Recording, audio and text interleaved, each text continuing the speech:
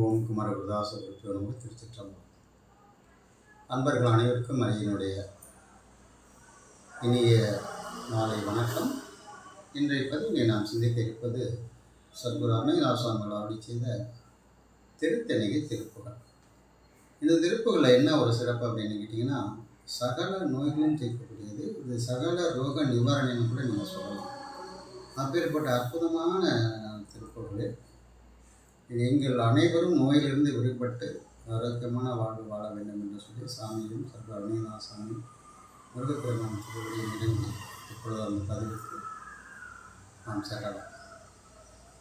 இருமல் புரோகம் முயலகன்பாதம் எரிகுணநாசி விடமே நீரிழிவு விடாத தலைவலி சோகை எழுக்கட மாலை இவையோனே பெருவையில் ஈழை எரிக்குல சூளை பெருவலி வேறும் உள நோய்கள் பிறவிகள் தோறும் என்னை நலியாதபடி உனது தாள்கள் அருவாயே.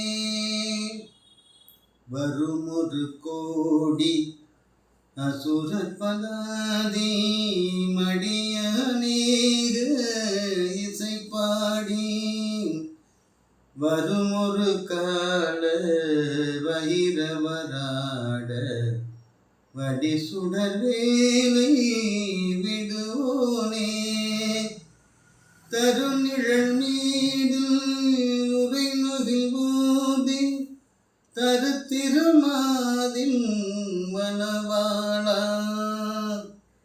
சலமிடை பூவின் நடுவினின் வீறு தனிமலை மேவும் பெருமாளை. பார்த்தீங்கன்னா 15ஆம் நூற்றாண்டிலே சாமி சொல்லியிருக்காரு பாருங்க, நீரிழிவு விடாத தலைவலி சொல்லு.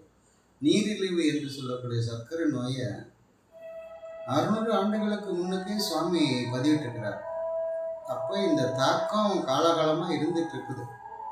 நம்ம உணவுலையும் உடற்பயிற்சியிலையும் அதோடு வழிபாட்டு மனத்தை ஒருநிலைப்படுத்தி பரபரப்பு இல்லாமல் அமைதியான ஒரு வாழ்க்கையில் நாம் செல்கின்ற போது இது அனைத்தும் நமக்கு பலிதமாகும் என்று சொல்லி மீண்டும் மற்றும் ஒரு பதிவிலே சந்திப்போம். தொடர்ந்து சிந்திப்போம். அதுவரை நன்றி, வணக்கம்.